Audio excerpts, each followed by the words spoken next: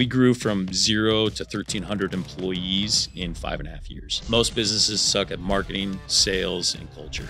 You absolutely do not need to compete on price. You need to compete on the value and the experience that you bring to people. Create something that has true enterprise value, because most people are creating cash cows that have no enterprise value. What do you think is the biggest problem you see in these businesses that are in the 1 to 10 million range? They don't have... What's up, Well Builders? Today, I've got a guy who's exited a 9-figure company. You don't see that too often. And he's also very young. He's got his own podcast called The Founder. I've got Chris Lee. What's up, man? What up? Happy to have you, man. Good to be here. Excited. Yeah. Dude, tell me how you made hundreds of millions. What'd you do? Well, it all started with knocking doors, man. Building or figuring out how to work hard and market. Yeah. So, I mean, that's really how it all started. Yeah. The company you sold was a solar company. That's right. And you guys were valued at how much? A lot. A lot. Just multiple 9 figures. And how long ago did you sell it? So, exited to private equity May of 2022. Okay. Stayed on until about May of this year. And then I stepped down as the CEO and took on the chairman role. So, okay. Yeah. Is that when you were like, I'm going to start doing some social media stuff and talking about it? Yeah. Started pushing social media. You know, I've always had some level of a social media following, but never big, never really pushed it. Yeah. Right. Had like my own little sphere of influence or whatnot. But yeah, just right around there, just decided I wanted to get a message out to the world. Yeah. Yeah. No, that's awesome. So how does this lead from door to door? Yeah. Because there's a lot of people right now doing door to door. You know, people sell a bunch of stuff, right? I mean, in the real estate space, door to door is, well, we wouldn't even call it door to door in the real estate space. We just call it like door knocking and like just trying to find that one seller. But I mean, like these guys I see, especially from all these places in Utah, you know, they're doing door to door at like an extremely high level with all these different products. Yeah, it's interesting you bring up Utah. So I started my very first business in Utah. Yeah. I was attending a school there and was studying to be a doctor. I was a married guy. I already had a couple kids at the age of 24 and got married young, 21. Right. I served a mission for my church, did 2 years in there. And so I was studying to be a doctor, decided I didn't want to spend the rest of my life in debt and going to school and like start making money in mid-30s. Like decided that wasn't the plan for me. So started my very first business and tried growing way too fast, way too quick with all the wrong foundational principles. What was the business? It was called 5 Diamond Protection. We started in 2008. Uh-huh. Yeah. Perfect year. Yeah. Right before it all came down. Yeah. So, you know, raised some outside investor money. And by outside investor money, I mean my dad and my father-in-law invested money into it. Yep. And so we tried growing way too big, way too quick and just screwed up a lot of decision making, had some bad partnerships and whatnot, ended up losing everything right at the end of 2010, early 2011, filed for bankruptcy. Jeez. And had cars repoed right out of my driveway. And so were you guys doing pretty good or like, how was it going? You know, we did okay. Yeah. But the economy and poor decision making and whatnot led to a lot of different things.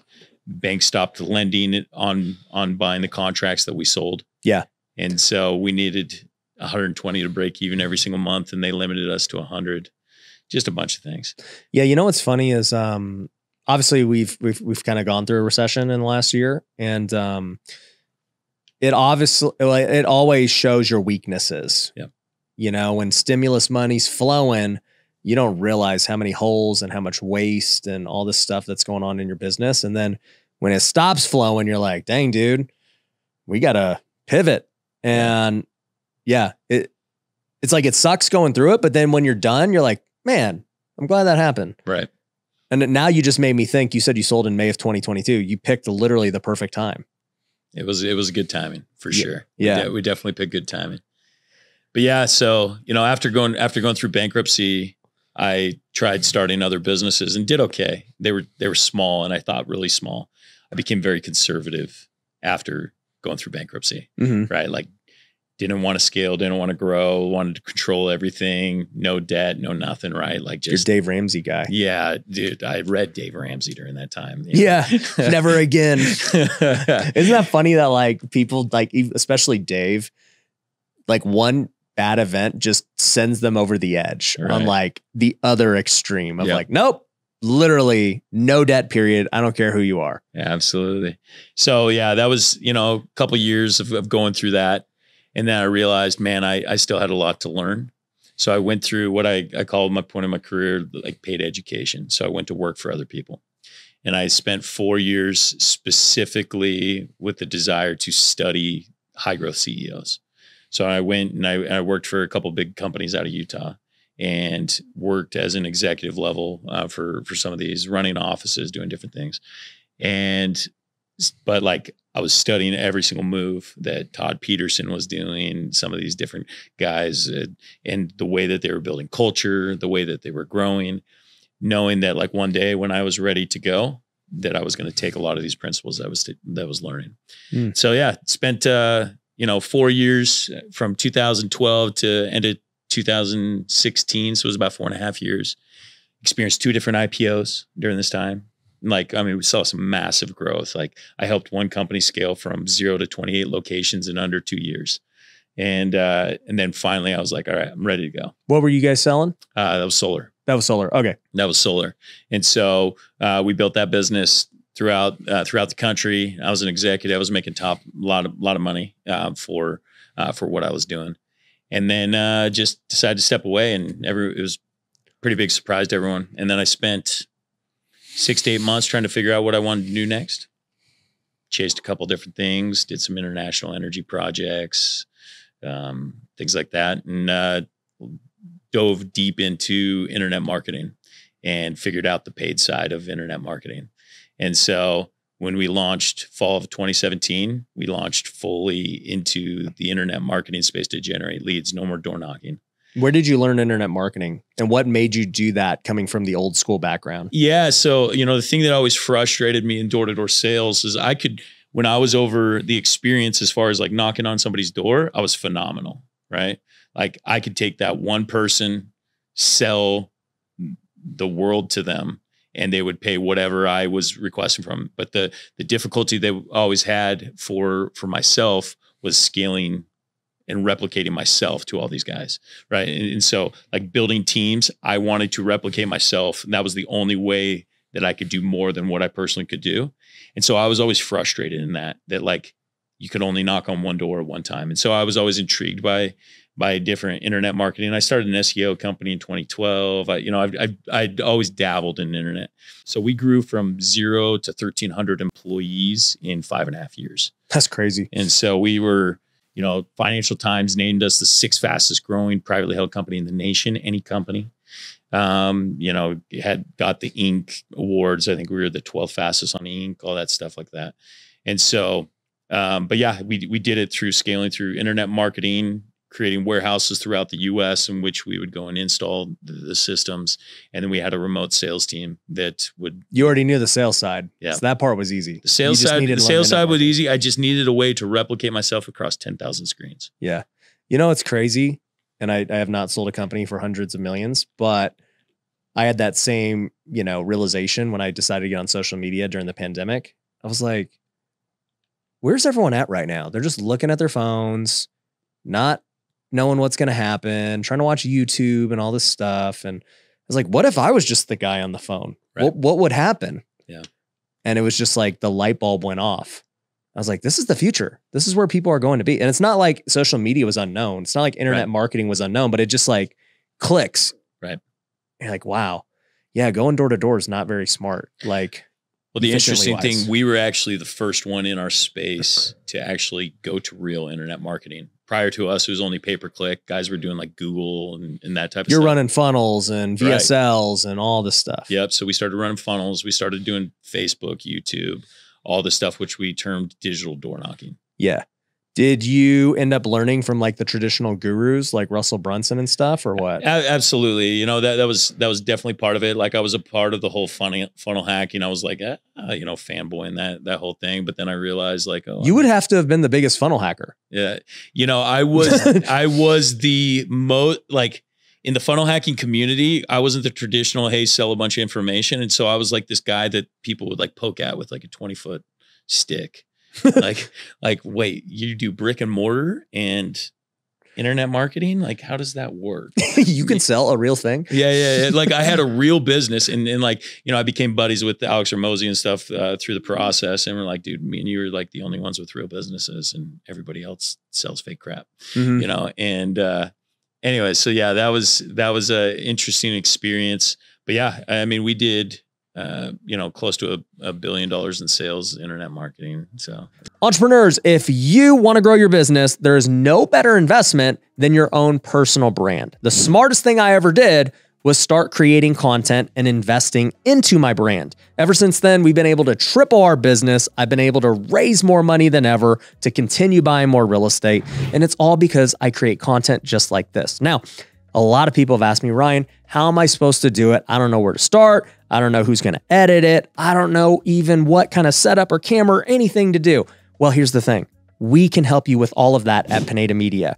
We have a podcast checklist that you can actually get for free at pinedamedia.com that's going to go over everything you need on starting a podcast. But to make matters even better, we'll actually edit your podcast for you. We'll repurpose it into short form clips like you see on my Instagram and my TikTok so that people will start seeing those clips and watching your podcast and in turn being customers or investors in your business. So if you want the one-stop solution where you can get everything done for you, plus get the education you need to grow your personal brand, then you need to go to pinedamedia.com and book a free call with our team. You can also go get that free podcast checklist and that training program absolutely free by just going there. So go check it out. It's interesting what you can apply a skill towards. And also too, I mean, you were kind of at the forefront of an industry that was, I mean, you just caught the perfect, you know, backwind behind you of like, yeah, I mean, solar back in that time, obviously it was big, but it's nowhere where it's at. Like it was just like all the government grants and credits and everything that was going to make it so much easier to sell. Right. It's crazy. You know, it's funny about timing is like timing works when you're looking for the opportunity and ready for the opportunity. Right. Have you ever heard like the red car theory? I mean, if you start wanting to buy a red car, you start noticing them. Yeah, very similar. But like, it's like the question is like, how many red cars did you see on the way to work today? No idea. No idea. Yeah. Because you weren't looking for them. Right. Right. But if you go home and you say, hey, I'm going to start looking for red cars, you're going to be able to count the exact amount. Yeah. And so opportunity exists the same way. When you're looking for it and you're identifying it, you're looking for red cars, you're going to find it. Most people aren't looking for opportunity. Yeah. Most people aren't open to opportunity. And frankly, is like, many years of failure starting different business. I don't know. I've owned like 15, 16 different businesses, everything from like beehives to flipping houses. To, I mean, dude, we're talking everything. I had a coupon book. I mean, I have always, since I started my entrepreneurial journey, looked for opportunity. Yeah. And so finally the timing added up, right? The wave, like the tailwinds, everything like that. And my experience. I was going to say, you also had the experience to capitalize on it. Right. Right. And I think for me, I've noticed that too, because I mean, obviously like career-wise, I'm not where you're at today, but like I've gotten these different opportunities as the years have gone. Like, you know, I get to chat with you now and pick your brain free of charge. And it's great. You know, like, it's an opportunity that after years of culmination of like hard work and different things, it's like, all right, cool. Now I get to interview, you know, guys who are like doing things that I one day want to do. Right. And with an example of this, we were just talking about Bradley. You just were hanging out with him and him and I are buddies now. And so him and I were in Dallas on Friday together. So we took a private jet together. We were speaking at an event. It was great. And it was only us two and Jesse Itzler, Andy Elliott, and Gary V. That was it. Us five, one day. And sounds like a great event. It was great. Shout out to, you know, all the guys who threw it with Brian and Buck. But with that event, it was probably like my third or fourth time speaking at an event where Gary Vee was also a speaker. And Gary, if for anyone who doesn't know, is always in and out. Like he's literally, he might speak at 2 or 3 events in a day. Oh, wow. No, I'm serious. And he gets paid like $200K minimum. Yeah. So I've done the math in my head before. Every time I seen him, I'm like, Jeez. This dude, okay, he just spoke. He made 200 grand. He's about to go speak at another. Like he probably made over $500,000 today, and then he's going to go do it again tomorrow. Like the dude's probably making. Wow, man. Yeah, dude, I guarantee he's making at least 50 million a year net profit speaking. And I've just always been like, that's kudos. That's awesome. Now, every time I've been at the same event as him, I've never really got to try and talk to him and build a relationship because he's literally just in and out. Yeah. Now, I see other guys who are like, oh man, this is my only opportunity to meet him. And I'm going to go like fanboy and like hassle him. And I'm like, nah, dude, like opportunity will strike whenever it strikes. Like I'm going to be around for a minute. And sure enough, this was the event where finally he wasn't in and out. You know, we had to do this dinner together and like these different things. And so finally we got to meet and I got to spend about 20 minutes with him one-on-one and like really get to know each other and pick his brain. And the cool part about it was he already knew who I was at this point. And so he's like, oh yeah, I've seen you around, dude. Like you're doing really good. And had that been the case 2 years ago, when I first would have crossed paths, it wouldn't have been the case. Right. I would have had to been like, hey dude, like this is what I'm doing. And it's just kind of like another guy. Yep. So I think that to your point, opportunity presents itself kind of like as your experience and your skills and everything grow, because now it's like, all right, cool. I made a good first impression. Let's see what happens. Yeah. Yeah. That's awesome. I think another just key factor you just brought up though, is like a networking tool from a standpoint of like never fanboy, right? Yeah. Don't do that. Like fanboying absolutely destroys your opportunity to build a real relationship. Like the thing that I've learned is like people that are doing awesome things, they just want friends. Yeah. You know, and they want people to treat them like a normal human being. Yep. And so the fact that you've just like slow played it and like almost like hard to get like that, you know. Yeah. Yeah. So that's an incredible. Yeah. It's just, for anybody listening, I think it comes down to like having a scarcity or an abundant mindset where it's like, a scarcity mindset says, this is the only time I'm ever going to see this guy, freaking can't miss my opportunity. And then like, you're desperate. And then the abundant mindset says, no, like, you know, it'll happen. It's just time. And when it happens, it happens. That's kind of how I feel about, I don't know, everything I do. And in just a short amount of years, it's like all these guys I grew up, I guess, watching the last few years when I started social media. I don't know that there's one I haven't like actually talked to now and built a relationship with in a short amount of time. Yeah. They're all your peers now. That's awesome. Yeah. And it's interesting because it's not even that we're peers. I mean, these guys have done way more than I have, at least business wise. Right. But the fact that they would consider me, I guess, a peer just for whatever reason. Right. But, yeah, dude, it's cool. So you had great timing, which as we're talking about is not timing. It's really about you were prepared. You spent 10 years to figure out that, yeah, this is like where I'm about to strike. Right. And I'm going to develop my skills and do this thing. And were you building it with the intent to sell? Yeah. So, you know, the thing I knew is like whatever business I was going to build, it was with the intent to sell regardless of whether I sold or not, you know? And so, and most guys just never build under that mentality or frame. Right. And so they build it incorrectly. Mm-hmm. And so, yeah, everything was definitely on purpose from the get-go. I mean, you know, everything by design, from the culture that we were building to the core values to the, you know, everything was just technically dialed in from day one when we launched that thing in my garage. What's your core values there? So at SOLGEN, we created a acronym from SOLGEN. So synergy, outside the box, love of family, generosity, excellence, and no excuses. Got it. Yeah.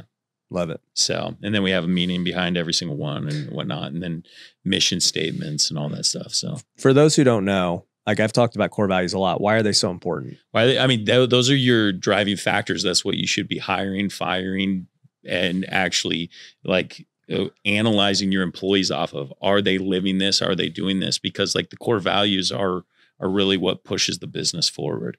And it's something that people can buy into, believe in, be recognized for, like, I mean, that is the heartbeat of the culture of your business. Yeah. What happens if somebody's lacking just one? If they're lacking in one, then you help like create a plan to get them there. Yeah. And, I'm a big believer that you can help turn it around, but if they're unwilling to, then you get rid of them. Yeah. Doesn't matter how good of a performer they are. Doesn't matter. Yeah. That's what I tell people. I'm like, guys, I don't care how good of a salesperson you are, how talented you are. If you are not holding up one of the core values, you're toast. Yep. Absolutely. It just is what it is. Absolutely. Like, you had 1,300 employees. Yep. How do you manage that? With a great management team. And you're the CEO, founder. Yeah, that's right. Yeah. That's right. So we founded this thing in my garage. Yeah. Like literally we operated for 2.5 years out of my shop across my driveway. And internet marketing. Internet marketing. Garage. I mean, dude, we made that thing look big and beautiful, but the back office was literally, we had 53 people in my shop every single day. Yeah. 53. We're like sweaty and everything else. Was there an AC? Initially, no. I mean, we slowly built that thing out and made it nice and everything else, but until we eventually moved into our. Why were you guys so ragtag? You said you were like a pretty high paid executive. What's going on here? Yeah, I mean, so what the thing I learned, and one of the principles that I build any business off, you spend money on stuff that makes sense. Right. And for this, it didn't make sense for us to go and invest a bunch of money in a really nice office space and whatnot until it required that. And so for us, we spent a ton of money on marketing, looking good, the trucks, everything like that were out customer facing. Got it. That was all beautiful, but the back office was this. And then eventually we moved into a big, beautiful, we built a 22,000 square foot headquarters, ground up, beautiful building that we moved into. But where was that at? What's that? Where was that at? In Pasco, Washington. So, okay. Yeah. So we were headquartered out of there. And so we, like I said, eventually got there, but up until that point, like we painted the dream and people were willing to be ragtag with a dream. Right. And so I've always been a great dream painter. Yeah. Like, hey, eventually we're going to build this beautiful headquarters. Eventually we're going to be the largest solar company in the nation. We're going to sell off. We're going to give you guys, shares and all the, and just building that type of dream. I mean, people will bleed for culture and a piece of the action. Mm-hmm. Yeah, because they're invested. Yeah. If you are trying to grow your real estate investing business, then you need to join us at Wealthy Investor. If you have no idea what Wealthy Investor is, it is our coaching program and community. We have helped thousands of students worldwide grow their business. Now, it doesn't matter if you're just getting started and you're trying to get that first deal. We can help you do that. If you're trying to scale your business and go from a few deals a year to a few deals a month, or even 7 figures a year, we can help you do that too. In fact, last year alone, we had over 30 students do over $1 million in revenue. And I'd love for you to be the next one. So it's pretty simple. If you're trying to grow your business and wholesale more homes or flip more homes or buy more rental properties, then you need to go to wealthyinvestor.com and book a free call with our team. It's super simple. We'll go on a strategy call with you and figure out how we can help you grow according to your needs. So all you got to do is go to wealthyinvestor.com, book the free call with the team, and we'll see you there. So were you guys selling solar nationwide? No, 13 states. Okay. Yep. And then what made you headquarters in Washington? That's where I was originally from. I moved all around the United States. In my marriage, moved 14 different times, chasing the dream. What'd your wife think about all that? Oh man, she's a rock star. How many, you have kids? 5. Yeah. 5 kids. 5 kids. Oh yeah, you had kids. You had 2 before 24, right? Yeah. So my oldest is 17. Okay. Yeah. And or almost 17, and then my next is 15 down to 5. And anyways, yeah, so they chased us around, but I knew that eventually I wanted to raise my kids where I grew up.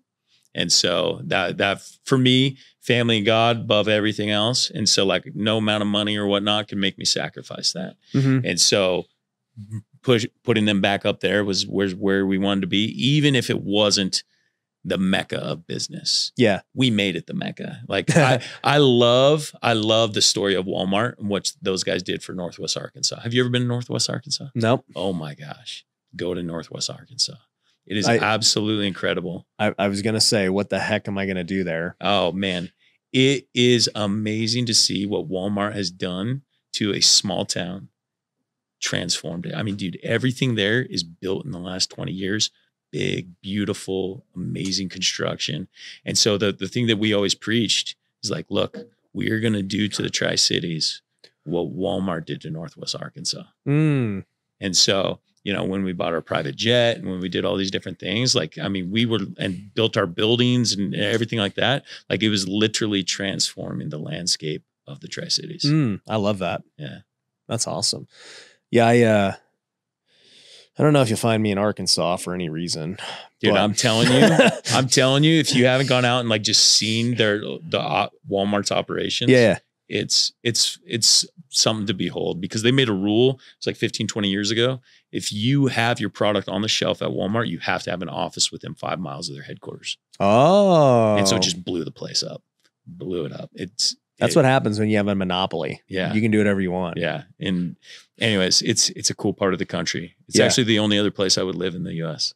Whoa. Yeah. That's a big statement. Yeah. That's crazy. That's crazy. So you build this company, right?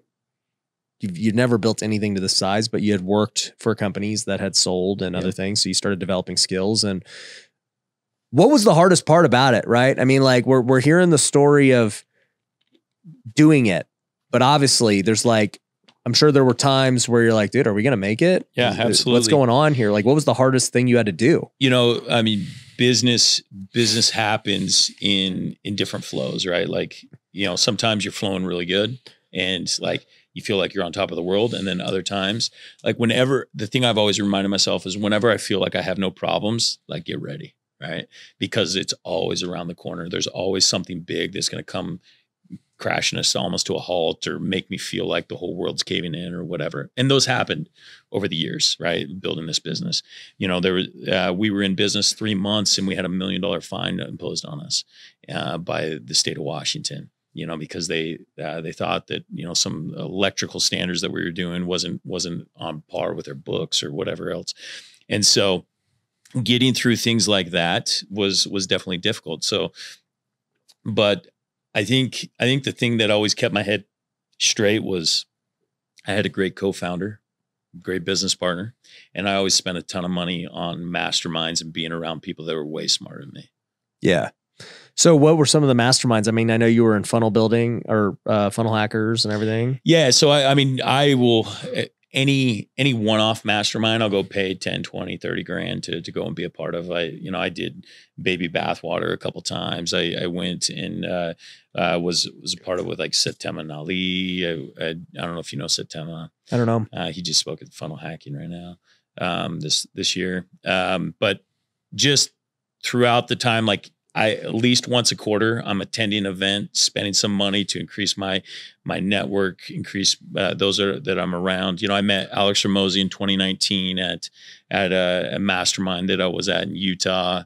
We began hanging out and then we'd check in. I hosted my own masterminds, had Russell Brunson up to my lake house. Yeah. Had Alex, Brooke Castillo, several different people up to there. You know, and so like, just being around people that were doing big and cool things to be a supporting network that I could bounce things off of was absolutely imperative. Yeah. You know what's funny? And I didn't know this for the longest time, but I was golfing with a guy. So I do this golf with Ryan thing for fun. If anyone ever wants to golf with me, just literally go to golfwithryan.com. I don't even talk about it a lot. But you know, he was like, Ryan, you know, obviously you're pretty big in the IM space. So, you know, he then asked me a question. I'm like, what did you just say? He's like, you're pretty big in the IM space. I'm like, what's that? And he was like, internet marketing, like what you do. And I was like, okay, is that, what do internet market, like, what does that mean? And he's like, it's anybody that, you know, sells on the internet and like does coaching and education and all this stuff. And I was like, oh, okay. And you had said it earlier and it kind of made me laugh because I was like, yeah, I guess whatever. And I was like, that's what, it's not a big deal. Because I built my career flipping houses. Like I had flipped hundreds and hundreds of homes, like with a real business, right. Before. And I never knew that internet marketers were so self-conscious of that. And as I would go through it, even like the first time I ever interviewed Grant Cardone, he's like, yeah, Ryan, you have a tax firm. That's a real business, And I was like, what is a real business versus a fake business? Right. Like a business is a business. It makes money and like whatever. But it occurred to me that people are very self-conscious in the internet marketing world about that. It's true. And then it occurred to me later on too, that basically all the big entrepreneurs you see on social media pretty much all became from the internet marketing world in some way or another. Right. I was like, oh, I understand now. Yeah, it's interesting. A lot of the big influencers and whatnot, they're just incredible marketers. They're not necessarily the greatest at running real business. Exactly. Exactly. And look, my thing is, dude, I mean, they're freaking making tons of dough, way more than guys running real businesses. Right. And so I don't really care. I'm just like, whatever. Because I remember I had Ed Milet and Patrick Bet-David on the podcast, and they're both buddies of mine now. And I never knew. I was like, what did these guys do to make so much money? I don't get it. And then I learned they were in insurance. And then I learned it was in multi-level marketing insurance. And then like I learned even like in Utah, like all these things are multi-level marketing. And I'm like, okay. And then I just learned that people were like, don't consider that real business. And I'm like, I don't know, dude, you sell insurance. That's real business to me, right? Regardless of like how you make it. And then, you see that with EXP realtors doing MLM, and you see Andrew Tate just building out a massive affiliate network. I don't know. I'm just like, dude, money's money. Well, I think it just goes to the fact that a lot of people suffer from imposter syndrome. Yeah. Right? That they're just unsure of what they're actually doing. And so they feel like everyone thinks that what they're doing is fake. And so that they depict that on others. And it's a crazy world we live in, and just a bunch of insecure people. That's what it is. Yeah, for sure. Yeah. Yeah, it just kind of blew my mind. And I was like, I wouldn't care if I made all my money like internet marketing. Right. It wouldn't bother me one bit. Yep. The bank would look the exact same. Right. But I mean, I don't know. Maybe I just don't really care what people think. But it was just kind of like a revolutionary thing to me because I've just seen it as I've grown. I'm like, I want to go more towards the internet. Yeah. Because that's where the world's going. I'm like, why would I want to waste my time like doing this, trying to like go do these non-scalable things when you got this thing with the internet that is drastically more scalable than everything else? Why wouldn't I go that route? Yeah. And I think there's definitely niches everywhere. And the niche that we found was utilizing them both. Yeah. Right. The blue collar, traditional, we go and we install things at your home mixed with internet marketing. Right? Yeah. And I think there's a, you can bridge that gap. Yeah. It's a beautiful thing. Well, I mean, like look at Gary Vee. I mean, he got really good at social media marketing, and he parlayed that into doing, marketing for the biggest companies in the world. Right. Neil Patel did the same thing. Right. Right. And so, but even then, it's like nobody would say Gary Vee doesn't have a real business, but it's just like, yeah, he's just a really good marketer. Like that's how I built it all. Neil's a really good marketer. But even then, you still have to learn how to manage 1,300 employees, or even in Gary, he was saying he has 4,000 employees across all of his brands. I'm like, golly. It's a lot. That's a lot of people. It's a lot. I have a buddy that has 13,000 employees. He runs the Amazon of Russia. Oh, wow. And dude, it's like 13, I'm thinking 1,300 is crazy, and he's 13,000. 10X. Right? It's just wild. There's levels to everything. Right. And so, and really what you understand is like, if you can just get good at creating teams, and those teams manage teams, you could scale that to whatever level you want, as long as there's a good level of accountability all the way through. Yeah. Like, what does the org chart look like at 1,300? Yeah. So you got typically about, 5 to 6 C-level executives. I run off the rule that you can't manage more than 8 people, and usually 5 is kind of more in the sweet spot. And so you build the teams across that. So, each C-level executive is managing anywhere from 3 to 6 VPs. And then those VPs are managing anywhere from like 4 to 8 divisionals or directors. So let's just talk like the marketing department, since that's what we're talking about. Yep. So you have a CMO. Yep. He's managing 6 CMO VP, or what would you call these? The VPs of marketing. Yeah. So you have a variety of different ones. So you have like the vice president of content. You have a VP of paid. You have a VP of organic.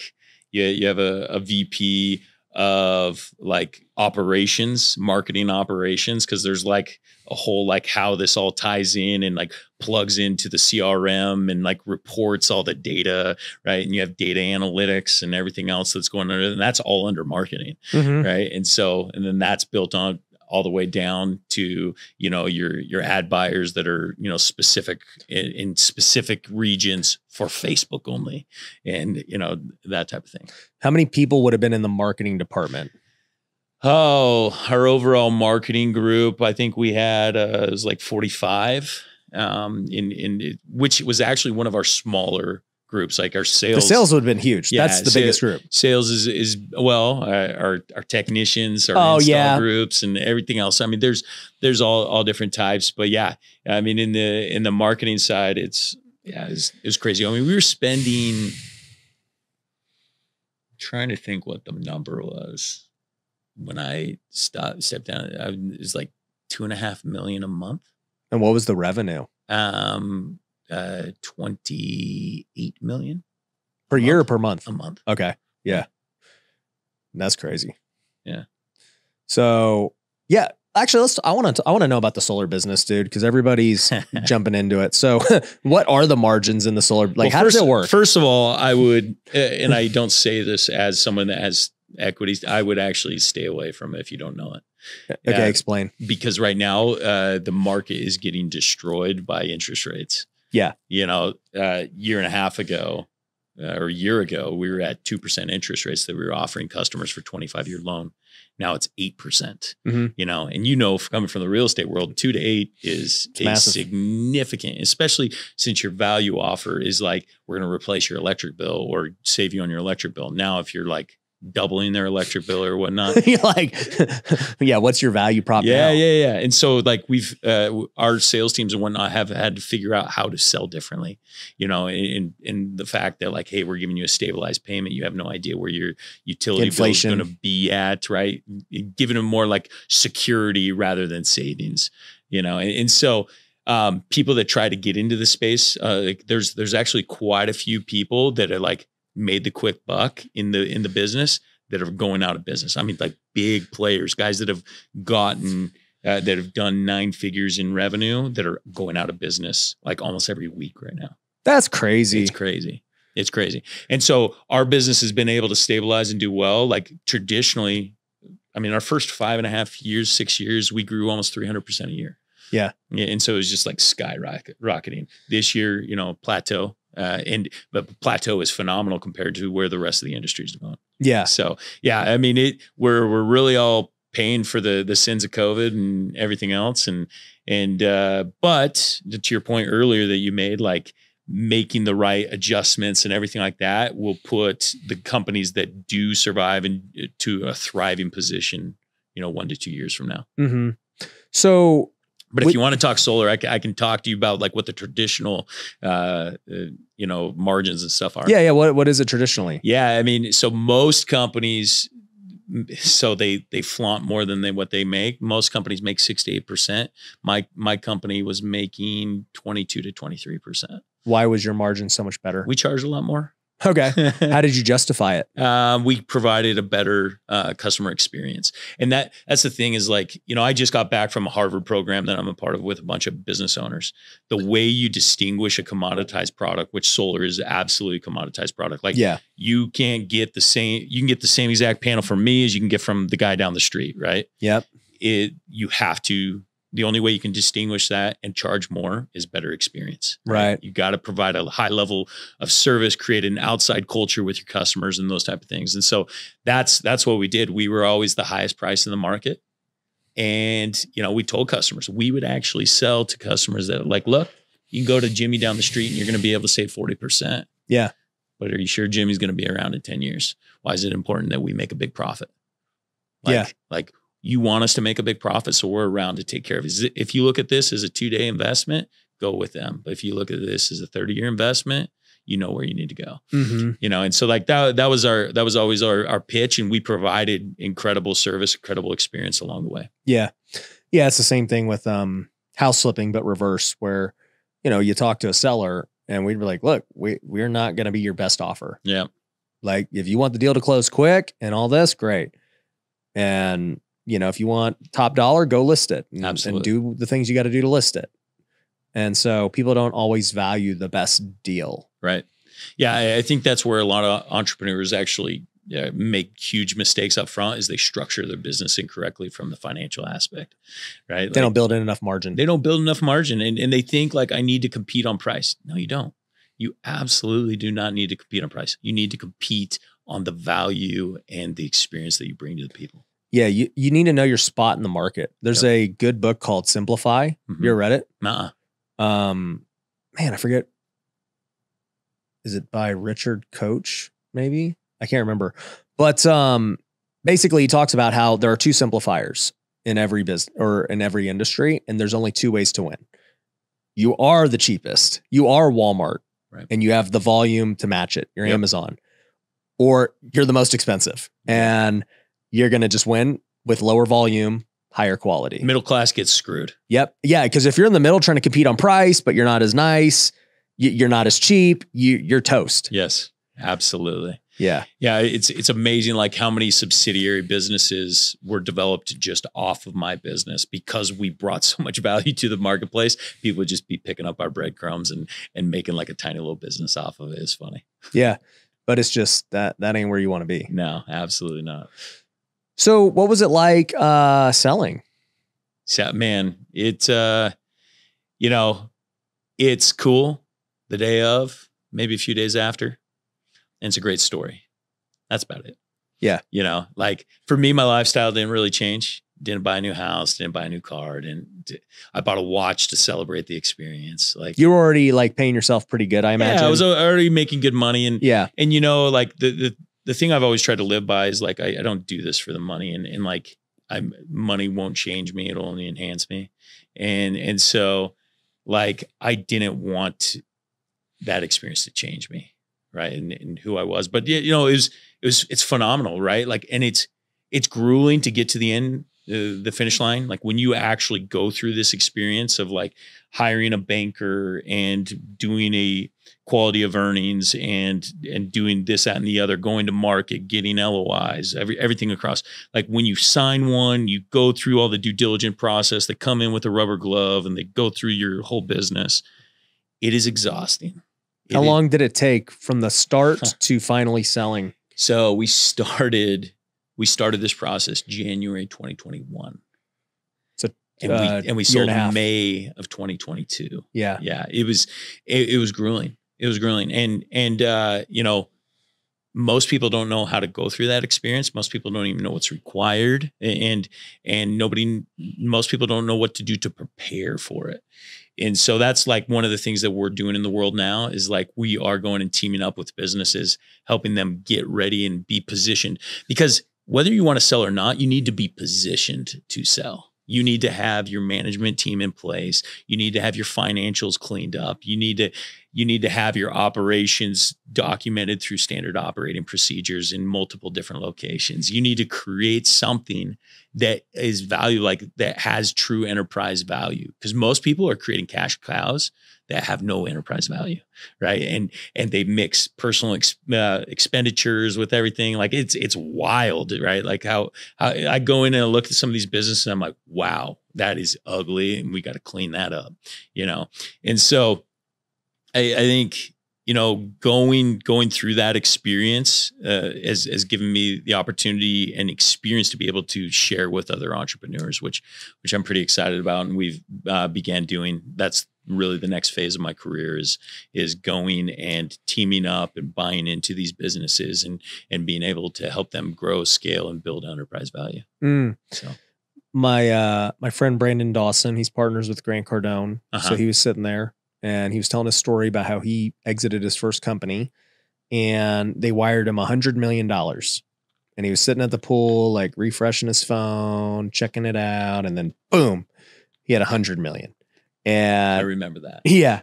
And he was like, one day I'll know what it's like. And I'll be like, all right, that was tight. Next. But he was saying, he was sitting at the pool and he was like, man, now what? Yeah. And he said that for a couple of years, he went out and played golf, just kind of chilled, did his thing. And he was super depressed. And his wife was the one that had to like snap him out of it. And she told him, she was like, I didn't marry you for this. You know, like I want to work and do stuff. And then she ended up taking him to one of Grant's events. And that was like what re-sparked it. And, you know, long story short, now they're doing stuff with Cardone Ventures and everything. But it was an interesting story that the sale made him depressed. I can definitely resonate with that. It wasn't necessarily the sale of my business. Is actually when I decided to step away. Which has been recently. Yeah. Yep. I went through about 6 weeks of pretty major depression, of like just feeling like I'd given my baby over to someone else to run. And, that was really hard for me. Really, really hard. And you know, the thing, luckily it was only 6 weeks and not 2 years, right? Like, yeah. I think a lot of people, it takes longer. I've always known that true joy comes through creating.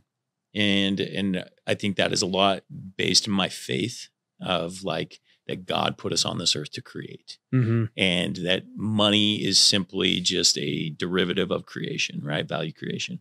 And so like, I always know that I'm always the happiest when I'm developing. Like a lot of people always ask like, why do these billionaires still work, right? Like, why does Warren Buffett show up to the office every single day and continue with it? Like, it's because he finds joy in creation, right? He finds joy in continue to do the same things. And I quickly realized that like, yeah, retirement life was not for me. Like not for me at all. And, you know, it was interesting when I decided to step away. It was actually, I had a traumatic car accident that actually kind of whipped me into like thinking like, okay, I need to spend more time with my kids.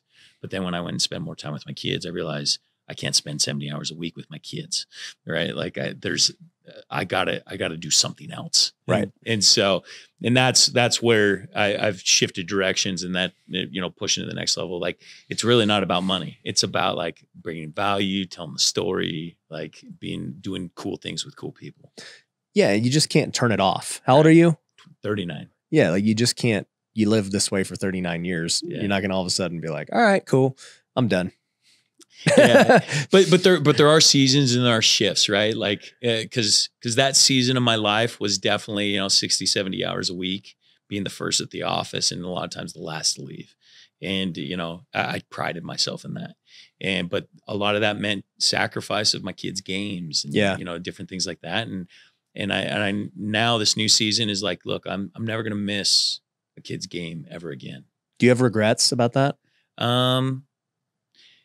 Somewhat, but you know, who I am is who I am, and that's how I become. But yeah, I think my last three will definitely get the better dad than the first two. You know, my daughter, who's a junior in high school, I'm sure someday she's going to claim she has daddy issues, right? Like just from a standpoint of like, dad wasn't there for me. Dad didn't support me in this or whatever. Man, I love that girl. And I wish I was there more during her childhood, but her childhood was like the 17 years of my grind. Yeah. Right. And so, yeah, there's definitely some regret there, but at the same time, I don't think it's necessarily about balance of time. It's about balance of impact. And I've always been very impactful on my children and let them know like what's most important. And I've helped I've tried to show with them what's important, like God, family, money's after all that, you know, and so because of that, I have great children. They're not rebellious. They're not, you know, and so, yeah, I wish I had a little bit more time with them, but I am very happy with the way that they've turned out. Yeah. Do you think that like now that you have more time and obviously wealth that you'll, I guess, make up for it now? You know, wealth. So I always tell my kids, I'm wealthy, you're not. Exactly. That's what Shaq says. Yeah. I'm a big Shaq believer in that. My kids work. Like my daughter, she's got a job. Yeah. You know, and it's good. And my son, like I always tell him, like, look, you are not going to inherit $1 of mine. Like this is all not even $1. Not $1. This is all going to the church. That's what I tell him. And so I said, but what you can inherit is my knowledge. So you better take advantage of it. And I said, if you ever want to build a business together and I want to co-invest, it's only as if it makes sense, not because you're my son. Yeah. And so, you know, because of that, my kids have turned into pretty incredible entrepreneurs. Like they're building things and doing things, viewing the world in a completely different way. But yeah, now that I have more time, definitely my last 3 will probably even get a better dad, better teaching. But yeah. What was the reason you finally stepped down? So, like I said, ultimately the big thing, I had this car wreck, and I got hit by a drunk driver. He was coming at me 120 miles an hour. Jeez. And it was a head on. I veered off the road and he hit me right here and just destroyed my car. I had 2 of my boys in my car. Jeez. And my son in the back wasn't wearing a seatbelt, and like the whole back of the car was destroyed, and he was preserved with like a fat lip, and like should have died. Just a miracle. Should have died. Like if he had hit me 2 inches closer, it would have ripped my arm off. 3 inches closer, it would have been into me. You know, like, I mean, it was just, there was no reason that I should have survived that wreck. In fact, we had the highway patrol guy that worked for the highway patrol for 40 years was managing my fleet for my company. And he said he had been on site for about 2,000 of these different type of wrecks. He said, mine was the worst without fatalities ever. Wow. And so going through that, it really just made me think like I've got to change something. And so that's what ultimately kind of pushed me over the edge to spend more time with my wife and my kids. Yeah. So you stepped down. Obviously, you had a little bit of time of like, dang, dude, this sucks. And then you got over it. You said, now what? Now I'm going to launch a podcast and I'm going to start doing cool things. Yeah. That's funny. Yeah. So, I mean, obviously you said the next stage is helping entrepreneurs, buying businesses and everything else. What are you looking for? So mainly we focus on home service and product businesses, what I have a background in, what we can go and help scale. Most businesses suck at marketing, sales, and culture. And those are the 3 things that we can bring a ton of value, and tech. We also would bring that to the stack. And so going in companies that are cash cows, that want to scale, that want to go and take and potentially exit one day, we have the expertise to be able to come in, help you do that. And so we actually have 5 businesses right now that we're currently doing that with. We're looking at scaling that up. Building a really cool podcast, networking with really cool people. So that's what we've been doing. How is it transitioning to private equity? Because obviously you were on the other side of it, right? Negotiating to get a deal done. And I'm certain that your acquisitions are much quicker. Right.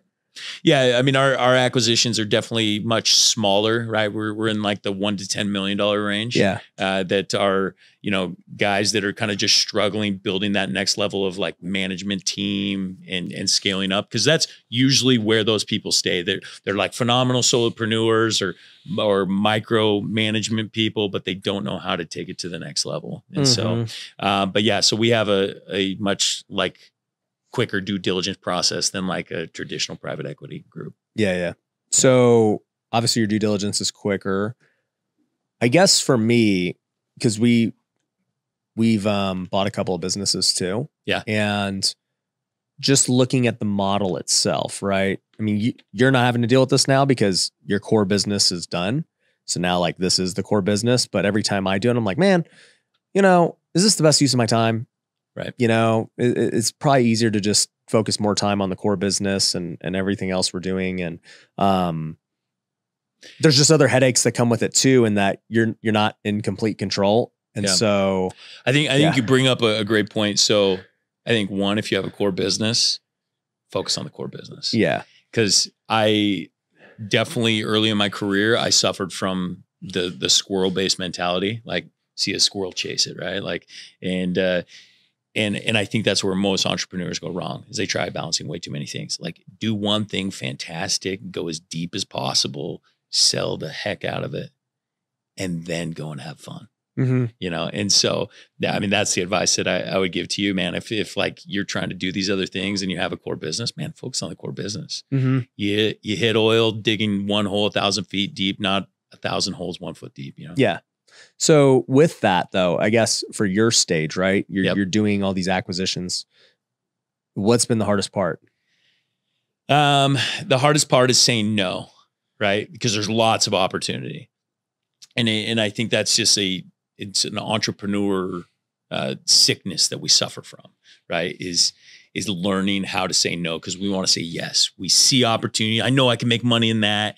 Let's go, right? And so it's like, okay, identifying this is my exact buy box, and I can't deviate from this, no matter how good the opportunity is. And so I think that's the hardest part. Mm. So, I mean, obviously, you're doing home service businesses, and you know, I've interviewed Alex, I've interviewed Cody Sanchez. I mean, Cody's very particular on what she wants, right? She wants like these boring businesses, laundromats, everything. I know Alex has changed his buy box a few times. I think before he wanted what we would call fake businesses. Yep. And then now he's like, well, I want real businesses. And, you know, I guess it comes down to just picking that niche. Yeah. Picking one thing that you're just going to chase and go deep on, right? Yeah. Rather than casting the net broad. Yeah. What if so here's one thing I've noticed, and I was asking both of them about this. It's like, for me, I see your biggest value add being people. Like, obviously the knowledge is there, but to me, it seems like a private equity firm in the way that most on social media are trying to run, not like Wall Street, is that you're going to bring relationships to the table that are going to benefit the business, and then you're going to recruit. Yep. Like, I just think that for me, just seeing it, it's like, yep, we're building out this massive recruiting engine for ourselves, and that's going to naturally just translate to the businesses. Yep. Yeah. So one of the things that we're actually doing is we actually create a central hub of marketing sales that we contract out to. Yep. So we own that 100%, and we contract that out to the businesses that we acquire. That's exactly what I'm doing. Yeah. So it's phenomenal, because I mean, that's what we're really good at. We're really good at scaling those type of teams and creating the culture. And yeah, because getting enough sales guys is always the issue. Right. Right. Yep. And then building funnels and tracking the funnel. Like, dude, learning digital marketing as a guy who did not do any of it, I was just, you know, house flipper guy. You know, I didn't do any digital marketing. It's like, we'll door knock. You know, I ran TV commercials. We'll do some cold calls, like traditional marketing. And the moment we started doing funnels and all this stuff online, and you start to see like, dang, dude, we got to change this creative and that. We got to move the button from here to there. And then, you know, all right, cool. We think we got that dialed in. Why aren't we closing? Oh, crap. Well, these guys have some screwed up process here. There's some broken freaking zap right here. And yeah, the more I do it, the more I realize I'm like, dude, these guys have no chance of learning. Like, it just is it's too slow. You can't teach them quick enough. Absolutely. Yeah. Controlling it through a centralized, it's awesome. Yeah. And then even with like the sales process, you're like, I don't know what kind of model you guys were using, but it's like, all right, we're going to go setters, closers. Then we're going to go SDRs over here. And then let's have an in-person appointment guy. And oh yeah. Yeah. It's complex. A lot of people just think, they don't know. Just go sell. Man, it's a lot of work. Yeah. So that's why I was curious, you know, because if you're coming in to fix sales and marketing, I'm like, okay, but how? Right. But that's how. Yeah. Centralized. You're just doing it for them. Yep. Got it. So with most of these acquisitions, are you minority or majority? Majority. So because that's the only way it makes sense. Yeah. There's two ways. So we either take a minority stake in exchange for no money. We Yep. don't Consulting for equity. Yeah, we're consult for equity. We'll also contract out our sales, right? Or we come in and we buy the vast majority, 75 to 100% of the business. Got it. Yep. Yeah. At that point, if you own 100%, then you're square. Do whatever. Right. How has it been on the minority acquisitions? So far, good, right? Like, I mean, the minority stakes are typically in the higher value businesses that are already operating pretty well, that they just need some tweaks, right? And so for us, that's been good, where we can add a lot of value without a lot of day-to-day. Mm-hmm. Yeah. Yeah, because that becomes the thing where it's like, it cannot be a day-to-day business if you're not the majority. No, absolutely not. You are sitting on the sidelines, just giving them resources. Exactly. Yep. Consulting, some help, some marketing. Yeah, that makes sense. I mean, you don't have the itch to like start something new? Somewhat, but man, I'll tell you what, that was a lot. I think the way I've liked to tell myself is like, I have too much money to start something from the ground floor. Like I can either like fix and flip, right? Like literally go into a company that's struggling, but has at least some structure that I can build off of, like something like that intrigues me. Yeah. But hiring employee number one, I don't know. Doing that again, building a brand. Yeah. Dude, it's a lot of work. Dude, and it was awesome. And I loved it. I love that season of my life, but I'm not sure I'll never say never. So yeah. What do you think is the biggest problem you see in these businesses that are in the 1 to 10 million range? So they micromanagement, right? The founders just over everyone. One guy trying to control everything. Yeah. Right. Like everybody's reporting to him. Terrible. 2 is they don't have good KPIs. They don't have a way to display them. They don't know what they are. They know most of the time the KPIs is how much money do I have in the bank? Yep. Right. Like it's a cash flow KPI only. And so like actually understanding what leads to that cash flow and everything. What are some KPIs people should be tracking? Man, your cost per acquisition is like absolutely imperative. And that's usually both a marketing and sales number, right? Combination. So like how many dollars does it take for me to get a deal in through the door, whatever it is, right? So that's number one. Also like your gross profit, right? Most people don't really understand what their gross profit is. And the gross profit is essentially my cost of goods sold. So whatever product I'm putting in front, what it took to actually fulfill on that cost of goods sold. So my direct labor, everything like that. And then if there's like a commission attached to that, like, so your total revenue minus those 3 things, that's going to give you your gross profit. And you need to know what your margin is so that you can identify, because most people, they aren't spending enough money on their marketing because they don't understand their gross profit. They don't have enough margin to even spend. Right. But even if they do, right? Like there's a company right now that we're working with. They have 73% gross margin. It's fantastic. And it's a product. Yeah. It's a real product. This isn't a service. This is a freaking product. 73% gross margin. And they're spending like $5,500 a month on marketing. You're just like, guys, what? Let's blow this to the moon. Let's spend $1 million a month on marketing because your margin is so freaking huge. And so, but like most people don't understand that. And so they're scared to spend more money on marketing. They're scared to scale. They're scared to do all these things because they don't understand just like some basic financial metrics, some basic KPIs and that particular person is spending $100 cost of acquisition. Their average product cost, their revenue is $5,100. Okay. They're making 73% of that. Their cost of acquisition is $100. Spend that thing to the moon, man. Double the cost of acquisition. I don't care if it's $200. I don't care. Bring down the gross profit margin. Because it's not a service. You don't have any labor. You just sell as many units as possible. Yeah. Dude, it was wild. So, I mean, that's. Did you buy all that business or what? Yeah, yeah. I was like, I buy all that business and freaking blow. What is it? You own it all now. It's a water product company. Okay. So they do water filtration. Okay, got it. Yeah. So what's the plan with that? Just freaking blow it up on Amazon and everything, or what? So it's actually it's actually installed at the home. So there is a direct labor piece. Oh yeah, it's $5,100. Yeah, this is a high ticket. Yeah, okay, yeah, so it's like yeah. one of those reverse osmosis systems or something. With like a soft water type setup. But yeah, $1,400 total cost of goods and direct labor. Right. So it's just freaking get as many sold as possible. Yes. But I mean, okay, but let me actually take this. So, I mean, now that you own this company, I am curious to hear like, okay, how much revenue was it doing before? 3 million. So 3 million revenue a year. They were netting, just say 50%. No, they were netting like 700,000.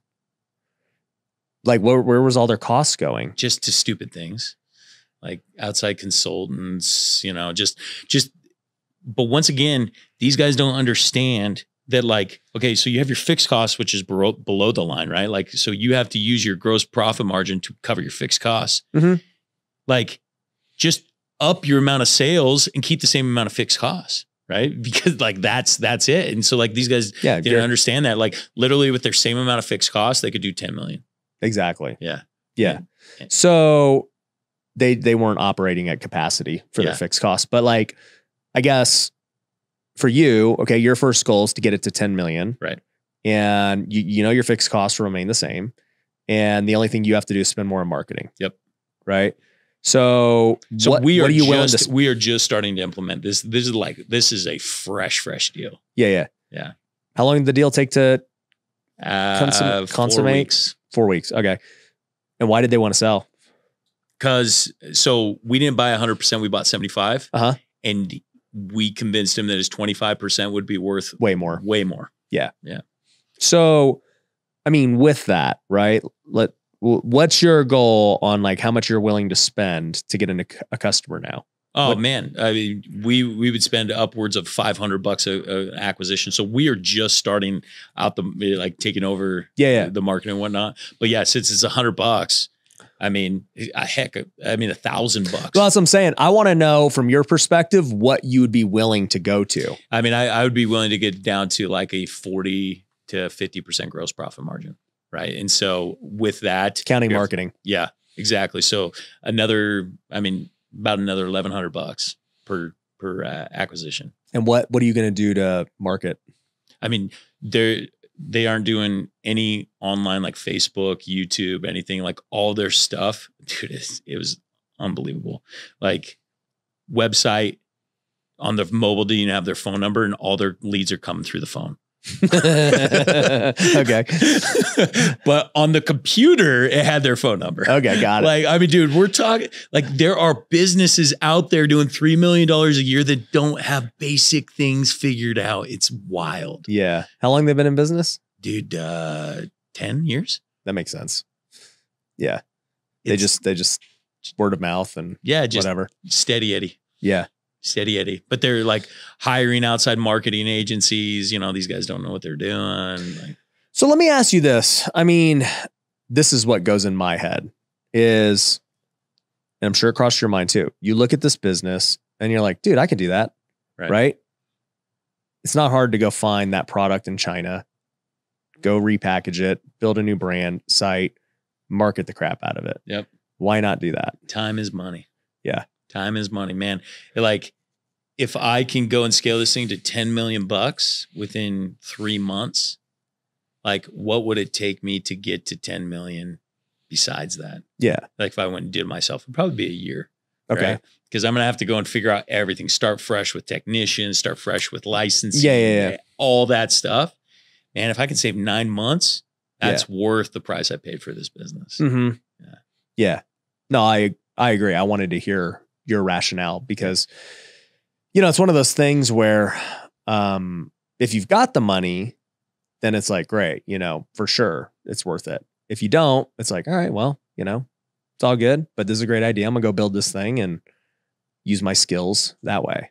Also, I want to be known in the community, just in the world, as providing value to others, not just myself. Yeah. So this helps your, I guess, reputation for the future. Yeah, like if I can help this guy go, blow his business up and he still has a 25% equity stake, dude, that's awesome. Mm-hmm. That's a win. That's a win for me. Yeah. So you're gonna, I mean, besides putting a phone number on a website, what do you think is going to be your main marketing channel that you're gonna invest in? Social media for sure, and creating like online lead forms and everything else to actually get people like capture their information rather than, waiting for an owner to pick up. What do you think's the most underutilized marketing technique right now? The most underutilized marketing technique. Oof. A lot of them are pretty overutilized. Exactly. Yeah. Oh, that is a good question. I think some of the classics are making a comeback. Mailers. Yeah. I think, for some, physical products and services, the mailers are making a comeback. Just like things that people used to get tons of, but no longer get, I think make a great impact now. Yeah. I really have you ever seen the video mailers? No. These are phenomenal. You can get if you mass order through like AliExpress and whatnot for like $2, you can get a full LCD TV that is sent to somebody. Okay. Right? I've seen, yeah. Okay. And they're like full commercials. Right. And dude, somebody sends you a TV. Oh, that makes an impact, dude. You're going to watch that. Yeah. I mean, in the real estate world, Heck dude, you're wanting to buy somebody's home and you call them out by name and you say, hey, look, Bill, and you can use AI for it. It's pretty awesome. We actually created it on the solar side where there was a video of me and something would go in front of my face and they inserted AI with my voice, the person's name. Yeah. And call them out like, hey, we're doing this project just down the street. Those are phenomenal. I bet that converts like crazy, dude. Yeah, it's great. I would get that and be like, dude, all right. Yeah. No, you're impressed by it, right? Yeah. And especially if your cost of acquisition's in the thousands of dollars, you're going to spend a few bucks to do this. Mm-hmm. Yeah. So, yeah, I think the old ones are making a comeback. I've been doing TV commercials for 4 years for flipping houses.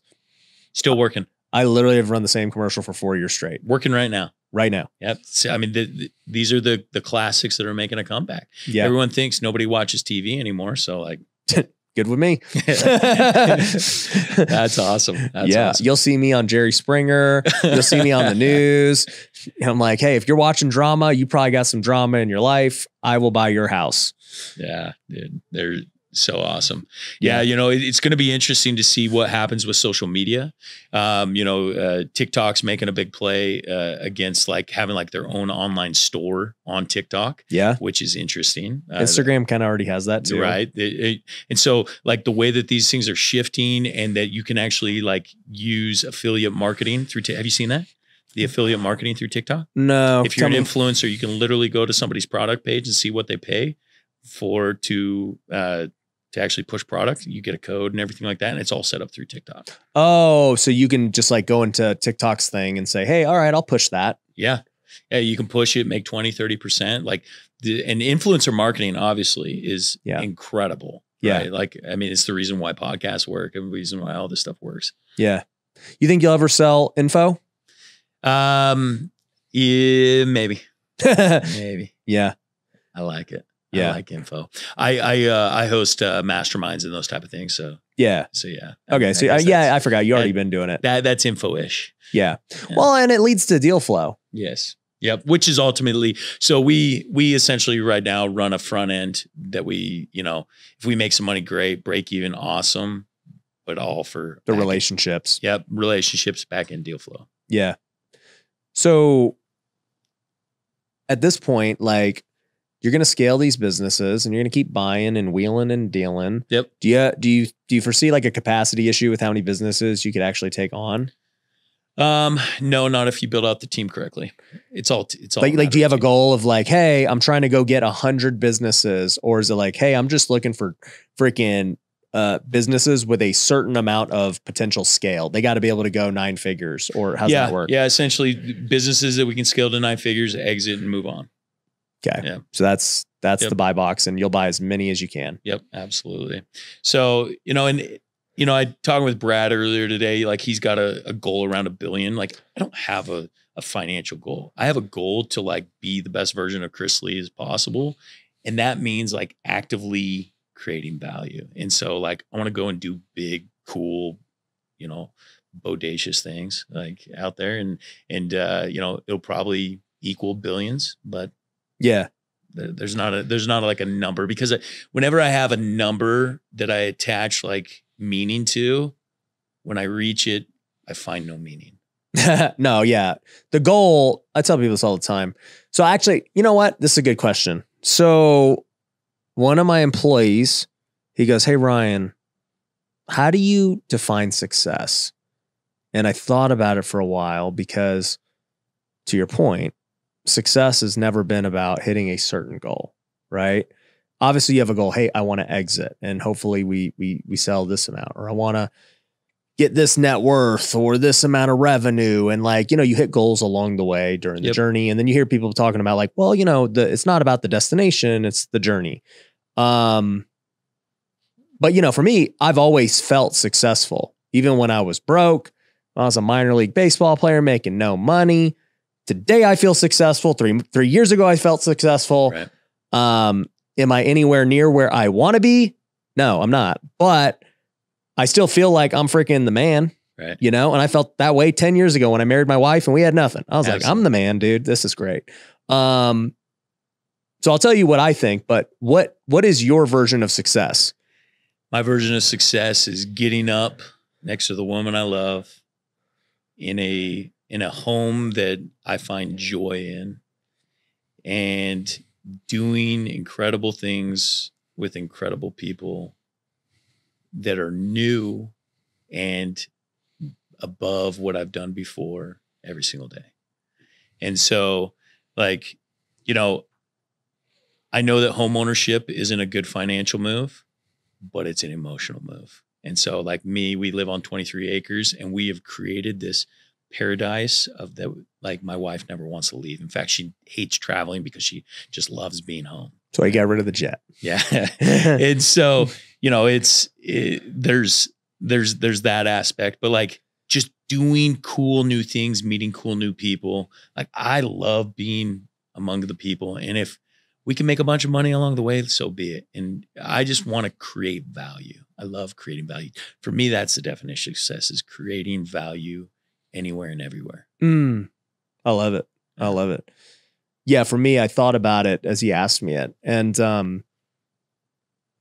you start thinking about what really drives you to succeed and be great and be the best version of you. And for me, faith has played a huge part of my life. And the more I thought about it, the more I realized like the most successful times that I felt was when I felt like I was walking in obedience to what God was calling me to do. And that might've been as simple as something as, hey, at that time, you're playing baseball and just do it. You don't know where it's going to go, but just do it. All right. You're going to get married and you're going to start flipping couches. Just do it. You're going to go max out your credit cards and flip houses. Just do it. You don't know what's going to happen. You're going to go make your first YouTube video. Just do it. And every step of the way, as I've done it, obviously like some things worked, some things didn't work. I didn't feel less successful because it didn't work. I just knew as long as I was walking in obedience that it was going to be all good one way or the other. Absolutely. And the times where I felt the worst about myself was when I wasn't doing that. And I was like, I'm just going to go do this anyway. And it doesn't feel right, but man, let's just try it. Yeah, man, I agree with that. Like, I mean, being for me, that's just part of who I am, right? Like being in line with God and like having an eternal perspective, right? That life is not just this experience. Mm-hmm. And so there's a life after this, and and I'm going to be with my family, and I'm going to experience other things, and that's what life here is, to go and learn and become better. Mm-hmm. What how do you invest your money these days? So I do a lot of real estate. Oh, you do? Yeah. What do you buy? Yeah. I had 2 classes. So multifamily, well, actually 3 classes. I have multifamily, short-term rental, and commercial. Okay. And so I'm wanting to get more into commercial. Where are you buying at? Kind of in different spots. So I have some property in Florida, Hawaii, Oh, nice. And then the Pacific Northwest. What are you buying in Hawaii? So short-term rentals Okay. on the Big Island. So I have this beautiful property that's like on a waterfall. Sick. How much was that? Oh man, we paid, what did we pay for? 2.4, but it's we just had an offer for like 3.6 or 3.7 for it. But it's like it's on 2.5 acres. It's secluded. It has its own waterfall, and dude, it's unbelievable. And it's just one of those unique short-term rental properties that like you can't get anywhere else. Yeah. And so, but yeah, I love the game of like, flip up every like 3 to 5 years in multifamily and commercial and like whatnot. So like currently working on selling a commercial property that we're going to flip into some, probably $25 to $30 million worth of multifamily real estate. So are you just doing all your own deals, or you're investing in syndications? What are you doing? Real estate, we do our own deals. So that's part of my team as well. Oh, nice. So I've invested, I know real estate pretty well. I've been investing in real estate since 2006. And so like, that's one of my passions. I've always viewed my job or my income source as a way to get into more real estate. And so I've loved and enjoyed that along the way. Why didn't you, I guess, make real estate the job? It's a good question. I don't know. Just never for me, I never got into the whole like wholesaling or whatnot, which is like the cash generating machine. Yep. Right. And so for me, it was like, and I tried flipping a few homes and flipped them at the wrong time. You're like, I'm good. Yeah. I was just like, dude. So for me, it's always been like a long-term hold vehicle that is spitting off some cash, but gaining, tons of equity. Yeah. You can't live off of it. You got to go make your active income somewhere. Right. So that's really the reason why, had I been introduced to, wholesaling or whatnot 15 years ago, I probably would have. Really? Yeah. Yeah. But I wasn't introduced to it. You didn't know about it? No. Yeah, I didn't know about it 15 years ago, but now everyone knows about it. Yeah. Yeah, it's interesting because, I mean, for me, I was never passionate about real estate. I was the opposite. Really? And I looked at it and I was like, I need to make money. Freaking, what am I going to do? And then I found out about house flipping and I was like, oh, okay. Yeah, that'll make money. I was like, I don't even care about rentals. Just, I want to make money. Right. And, obviously as time went on, I started buying rentals and we did syndications and, all this other stuff. And, from there though, I've always looked at it now the way that you look at it, where it's like, all right, I need to go make my active income and all these just different things. And then I'll just dump it into real estate. Right. That's the play. Yeah. Or businesses. Yep. Right. But it's like, I don't invest in stocks or anything like that. So I also invest in a few private equity funds that are syndicated deals or whatnot. I have a buddy that's identified some like really cool companies and whatnot, and I invested alongside with him. They're syndicated. But are those like high risk startup stuff or what? Like, no, pretty well established, like series like C or D type stuff, like companies that are potentially going public or whatnot. I'm trying to think of the cell phone company. I can't even think of it. Ryan Reynolds freaking made some dough on his. Oh my goodness. He crushed that. What, a year? He $1 billion. Made like $300 million on it. Oh my goodness. That was the wildest. That's a good year. Oh yeah. And anyways, so yeah, been involved in a few of those, but I like to be active in my investments because like, that's what I'm passionate about. Yeah. I'm a passionate investor. You're passionate. You're not a passive investor. No, I'm a passionate investor. Yeah. I've never heard that. I'm looking for some passionate investors. That's actually who I'm not looking for. Yeah. You don't want me to invest in your fund or heck whatever. No, dude. No, because I'm just a pain in the butt. Yeah. Hey, what are we doing here? What are we doing there? Come on, let's go do this. Let's do that. Did you have to raise capital when you were building that business? Zero. Wow. We built that without debt. How? Dude. I mean, because you're in your garage. Because we were running out of our garage, like, dude. I mean, literally every dollar we were making, we were throwing back into the business and just building enterprise value. And we were cheap where we could be, and spent the money where we needed to. And so, yeah, we bootstrapped that sucker. And when did you finally feel like you were actually making money? You know, because on paper you guys were doing year, well. Year one, we did 16 million, Uh-huh. and I was pretty excited about that. But like most of it went back into the business. Year two, we did 32 million, and that was awesome. And then that's when we started to make a little money, take a little more took some owners distributions or whatnot. That was pretty exciting. But man, we built it up. My last full year running as the CEO in 2022, we did 243 million. Yeah. And that was awesome. Like that was, but you know what? We sold May of that year, and that year running and doing that much revenue, like it was one of the most stressful years of my life. Like, yeah, it was because I had brought on these private equity guys. Yeah. Explain that. Because you had an earn out, I assume. Yeah, there was an aspect, there were some bonuses and stuff, but we got a huge chunk up front. Okay. And so, but it was just really stressful because, man, you bring these guys in and all they care about is spreadsheets. They don't care about the people, the product. No, screw it. Yeah. Cut people here. This is like, dude, you're not running it. I don't care. Cut it, and they're cutthroat, dude. And no matter how much you think that they're not going to be, they will be. Yeah. My only regret is not selling more to them. Just be completely out. Yeah. Just be like, bro, you run the business. Yes. That's probably my only regret. Did you have an option to do that? We had an option to sell more. Yeah. And we didn't because you want a second bite. Yeah. Got it. Yep. And we'll still end up getting a second bite, and that's going to be cool and everything else. But like, yeah, you learn some great things, and you learn that like no matter how much private equity tells you they're not going to be sharks, they're sharks. How many like offers were you really entertaining? There was a couple. We got one from a very big name out of New York, but they wanted to put a lot of debt on the business and to finance the deal, and I wasn't too keen on that. And then they also got a little cold feet around like some potential regulation coming down the tube, and so yeah. That's why were you concerned about the debt if you were selling? Well, because we weren't selling all of it. We would I would be still holding some of that. Yeah.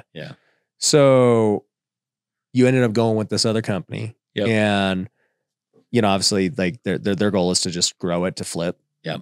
Like, what was the plan for them? Like, hey, let's flip in 3 to 5 years. Well, man, we were hoping to IPO, and frankly, just the market has been trash, terrible, right? Yeah. And I spent some time on Wall Street. Was literally like at the New York Stock Exchange. Like they were reaching out to us saying they're trying to get some traffic. Yeah, they were, dude. But the market's just been terrible for IPOs. And so, that still may potentially be the case, or, some sort of competitor in the space. I don't even remember the last successful IPO. Like, dude, it's been bad. And man, they have over like regulated these public companies to the point where it costs so much money to be public. I mean, to be a public company right now, it's like $3 to $4 million a year just in like accounting and everything else. It's crazy. Yeah. What did you think about that? I mean, preparing to go public with just like, now you've got so much scrutiny and pressure, because like my personality is like, man, I don't know if I ever want to be a public CEO. That's what I'm saying. Cause like if my bank account goes down, I'm like, whatever. Right. That's okay. But the moment like now you have all these other people that it's like, you're just watching the chart every day. So I think this goes back to something I said earlier. Like for me, it's all about an experience. Yeah. And like, even though I don't think I would make a great public CEO, like one of the reasons I wanted and what we were initially, because I just wanted the experience. Right. I wanted the experience of taking a company public, dealing with, crazy people that are, auditing the company and everything else. Like I wanted to go through that so that I could learn and I could teach, and so for me, it wasn't about the money, but yes, those are the exact reasons why I didn't want to be a public CEO. Yeah. To your exact point. Yeah. So, I mean, working with private equity for a year, year and a half, being like having money too. Mm-hmm. Like how many nights were there? You're like, dude, you know what? This ain't worth it. Like I'm out. Yeah, dude, there's definitely times like, dude, screw you. I got money. Yeah. Like I'm good. Why am I doing this? Yeah. And really it was like, I'm doing this for my people. I'm doing this for the people that, you know, I've promised a great future and everything like that. And that's why it was really hard for me to step away after my car wreck. Yeah. Was just because like I was so intertwined and in love with my people. And that was the hardest part of it all. Yeah. So that's the hardest part I struggle with. You know, we have close to 100 employees and, man, I'm not in charge of firing anyone, you know, everyone else handles all that. But like, man, when we have somebody who's like a really good person, but maybe they're just a non-performer or maybe their role's not as needed anymore with a new structure, you know, that's the hardest thing. You're like, man, dude, it's like, what do we do with this person? Mm-hmm. Yeah. And those are like the hard decisions. Have you ever read the book, The Hard Thing About Hard Things? Mm-hmm. Yeah. Yeah. I mean, it's just like that you have to do in order to move on to the next level, but you don't want to. I know. But private equity, they're like, cut. Oh man. But then the problem with private equity is they don't understand intrinsic value, right? Like they only understand things that are on a spreadsheet. They won't understand how this affects the culture. They don't understand, how it affects the culture or that this person actually has real potential in something else. We just temporarily reassign them to this, or, you know, whatever. Right. And so, private equity, it's a game. You got to know what you're getting in bed with, but just know if you ever go that route, you're getting in bed with sharks. Yeah. With solar in general, right? I mean, you talked about it's a tough market right now. And I know there's a lot of regulations and things coming. So where do you see the industry in the next 10 years evolving into? You know, I see 4 to 5 companies running the whole thing. Right now, it's very fragmented, tons of mom and pops. I think you'll still have some very small mom and pops, but then like 4 or 5 dominate. This middle class right now is getting destroyed, right? Is Solar City the biggest? No. So the biggest is Sunrun. Oh, yeah. So they acquired Vivint Solar. Okay. Yeah. So Solar City was turned into Tesla. Mm-hmm. So Tesla, I think, is number 3. But then you have like these fragmented contractors, guys that only do installs, guys that only do sales. We were a totally vertically integrated company. In fact, we do our own financing. Like that was we acquired a business early on in which we were able to process our own loans. Mm-hmm. And we team up with back-end funds like New York Life and different things like that in order to, so it's kind of fun. Okay. Yeah. So you think that everyone either goes out of business, gets acquired, and there's just a few big players and that's how it goes. Yeah. I really think it's going to run that way, on that course. Now, I mean, one of the big, I guess, holdups with solar is it's still very expensive. You know, tech always goes down and that's Elon's whole deal. So like, do you see it becoming cheaper as time goes on, or what about with inflation? I mean, it has gotten cheaper. It's just most people finance. And so now it's more expensive. Yeah. I mean, if we get back to the same rates, it's cheap. Yeah. It's a better alternative than power. So yeah, absolutely. Yeah. But tech is the actual cost of tech is actually stabilized over the last like 4 or 5 years. It hasn't changed. Wow. Yeah. I wonder if there'll be any innovation that will change that. Batteries are coming down, but those aren't necessarily like, in fact, we install less than 1% of our systems with batteries. Did Tesla ever release like the solar roof? That thing looked tight. They've installed like 100. Like, I mean, it's been like the worst like launch. It's almost as bad as their truck. Like from a standpoint of just like overpromise, underdeliver. Yeah. So hey, Elon will swing big. He's like, dude, it's gonna be a future. He's like, wait, we have an idea. Put it on stage next week. We haven't developed anything. Just mock it up. Just mock it up. Make it a plastic. Let's go. That's funny. What do you think about like the solar leasing? Yeah, I think solar leasing it's a great option right now, especially since the loan products are so expensive. Yeah.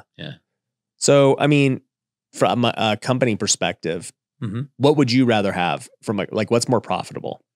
They're very similar. I prefer to sell a finance product because I love ownership. I think that you want them to own it. I want them to own it. But from your perspective as a company, it doesn't really matter. No. Yeah, because I mean, we wouldn't be doing the lease. There's leasing companies that hold the financing on the back end. I have a bad taste with the leases just from flipping houses. Yeah, they would always piss me off, especially Sunrun.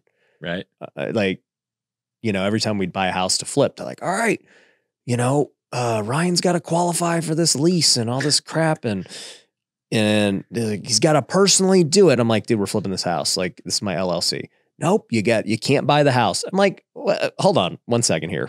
Okay, solar company lease. You can't control if somebody buys a house or not. Like, I can see how that would be frustrating from a house. Oh, dude, I hated it so bad. I freaking hate Sunrun just for that reason. I'm sure they're great, but freaking their leases suck. Because and then my problem is when you flip, it screws up the DTI of a potential buyer, because now they have to qualify, and that could screw up the deal. And I'm just like, no solar for me, just from that experience. So you stop buying homes with solar?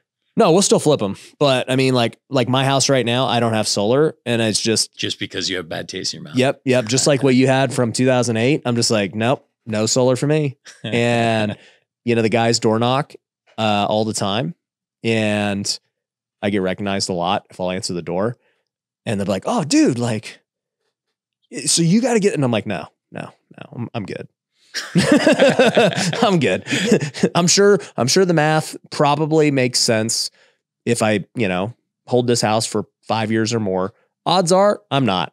Yeah. That just is what it is. Like I've switched houses every less than 5 years every time. Yep. And I don't think when does the math make sense?